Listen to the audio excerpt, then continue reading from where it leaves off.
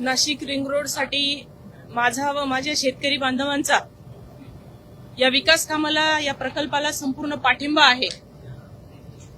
परंतु माझ्या मतदारसंघातील जवळपास 22 गावांचे शेतकरी हे बाधित होत आहेत आणि शेतकऱ्यांच्या बाबतीमध्ये अगदी कवडीमोल भावाने जे काही रेट्स आहे ते डिक्लेअर झालेले आहे आणि म्हणून चांगला भाव ह्या माझ्या शेतकरी बांधवांच्या जमिनींना मिळाला पाहिजे।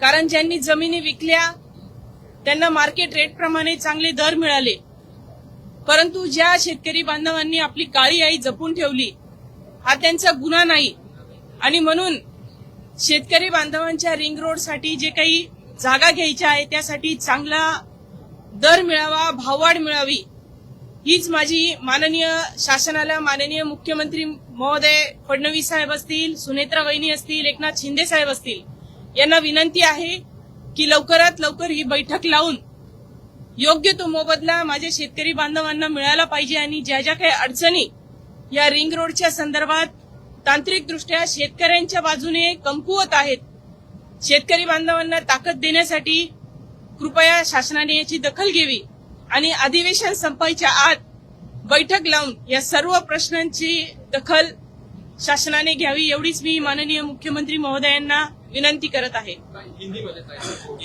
या अगोदर तुमचं पालकमंत्री असतील किंवा गिरीश महाजन असतील ज्यांच्याकडे सध्याला या सगळ्या गोष्टींचं काम आहे त्यांच्याशी बोलणं झालं तर एकूणच मुख्यमंत्री स्वतः देखील लक्ष घालत आहेत, मुख्यमंत्र्यांनी देखील वारंवार सांगितलं होतं। अशात ही परिस्थिती तुमच्यावर का आली की तुम्ही स्वतः सत्ताधारी असतील हे आंदोलन करता? मी सत्तेत आहे ते माझ्या शेतकरी राजामुळे, माझ्या मतदारांमुळे, त्याच्यामुळे आपण सत्ताधारी पक्षात आहोत किंवा विरोधी पक्षात आहोत हा बाजूला विषय आहे। आम्ही आमदार आहोत आणि जनतेच्या मतांवर निवडून आलेले आहोत, त्याच्यामुळे माननीय गिरीश भाऊंनी पण भरपूर लक्ष या प्रकल्पामध्ये घातलेलं आहे।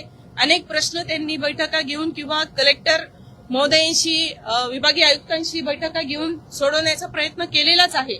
माझी मागणी ही माननीय मुख्यमंत्री महोदयांनी ही बैठक लावून भाववाढ करावी हा माझा प्रमुख प्रश्न आहे आणि शेतकऱ्यांना जर जमिनीला चांगले दर मिळाले नाही तर हा शेतकरी बांधवांचा असंतोष हा मोठ्या प्रमाणात तुम्हाला सगळ्यांना दिसून येईल, तो होऊ नये। प्रकल्पाला कुणाचाही विरोध नाहीये, आज सगळे शेतकरी जे काही प्रकल्प आहे त्याला जागा द्यायला, कारण विकास झाला तर सगळ्यांचाच होतो, फक्त शासनाचा होत नाही, तो शेतकऱ्यांपासून व्यापाऱ्यांपर्यंत सर्वांचा होतो।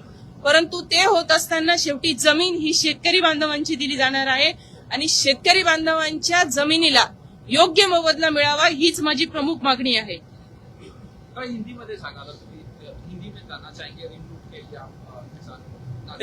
रिंग रोड के लिए कम से कम 25 गांव इस पूरे प्रोजेक्ट में बाधित हो रहे हैं। उसमें से 22 गांव जो है, वैसे तो सभी 25 हमारे ही है, नासिक के ही है, लेकिन 22 गांव जो है देवलाली मतदार संघ से जा रहे हैं और वहाँ के जो किसान हैं उन किसानों का जमीन देने के लिए कोई भी विरोध नहीं है, लेकिन जो उनको रेट दिए गए हुए हैं, जिन लोगों ने जमीन रखी है उसको कसा है और हम लोगों को वेजिटेबल्स रहेंगे, अनाज रहेगा, वो प्रोवाइड करते आ रहे हैं, उन लोगों को अगर इस तरह से अन्याय होगा तो पब्लिक रिप्रेजेंटेटिव हम लोग ये कैसे देख सकते हैं। इसलिए आज सिर्फ और सिर्फ ये शासन का जो लक्ष्य है वो केंद्रित करने के लिए मैंने ये आंदोलन किया है।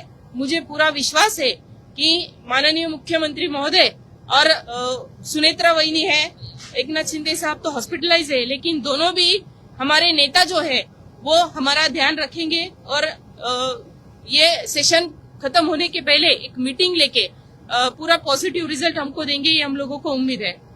कल्याण डोंबिवली एक हॉस्पिटल की घटना है जहाँ पे शिवसेना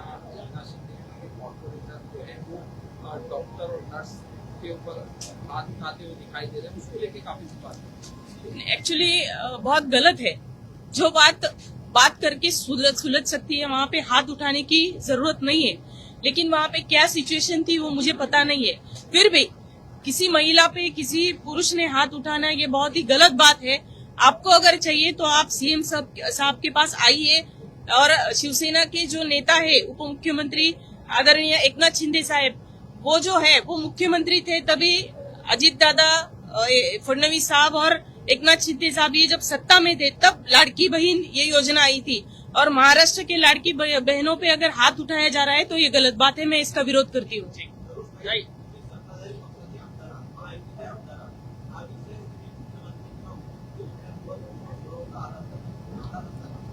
मी माननीय मुख्यमंत्री महोदयांची जवळपास 5 वेळा भेट घेतलेली आहे।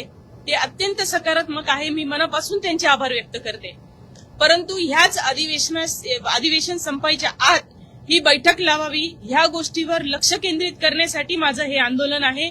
माझी माननीय मुख्यमंत्री महोदयांना विनंती आहे, सुनेत्रा वहिनींना विनंती आहे की मुख्यमंत्री महोदयांशी बोलून येत्या या आजचा बुधवार आहे, गुरुवार शुक्रवारी अधिवेशन संपणार आहे 10 तारखेला, या 3 दिवसातच कुठेतरी बैठक लावून हे प्रश्न सोडवावे एवढीच माझी विनंती आहे। आणि म्हणून लक्ष केंद्रित करण्यासाठी हा छोटासा प्रयत्न, माझ्या शेतकरी बांधवांच्या भावना पोहोचवण्याचा प्रयत्न हा माझ्याकडून आहे। काल शेतकऱ्यांच्या महिला शेतकरी सन्मान विधेयक मंजूर करण्यात आले विधान परिषदेमध्ये। असं असताना दुसऱ्याच दिवशी एका सत्ताधारी पक्षातल्या महिला आमदाराला शेतकऱ्यांसाठी पायऱ्यांवर बसवलं, दुर्दैव नाहीये? दुर्दैव म्हणता येणार नाही, हे लोकांप्रती असलेली आमची भावना आहे। आम्ही शून्यातून इथपर्यंत जेव्हा पोहोचतो ते लोकांच्या मतांवर पोहोचतो। मग आम्ही सत्तेत जेव्हा बसलो आहे तेव्हा जनतेमुळे बसलेलो आहे। मग काल जेव्हा विधान परिषदेमध्ये महिला शेतकरी जे काही धोरण आलेलं आहे त्याचं नक्कीच स्वागत हे तळागाळातून होतं आहे, मी सरकारचं अभिनंदनही करते। परंतु शेवटी हजारो प्रश्न माननीय मुख्यमंत्री महोदयांपुढे आहेत आणि माझ्या प्रश्नाला मी वाचा नाही फोडायची आमदार म्हणून, माझ्या मतदारसंघाची तर कोण फोडणार आहे? दुसऱ्या आमदाराची मी वाट बघू शकत नाही। आणि म्हणून माझ्या मतदारसंघातले प्रश्न माननीय मुख्यमंत्री किंवा शासनापर्यंत पोहोचवणे हे माझं आद्य कर्तव्य आहे। आणि म्हणून हा एक लक्ष वेधण्याचा प्रयत्न हा माझ्याकडून झालेला आहे आणि त्याची दखल सकारात्मकपणे माननीय मुख्यमंत्री महोदय घेतील याची मला पूर्ण खात्री आहे।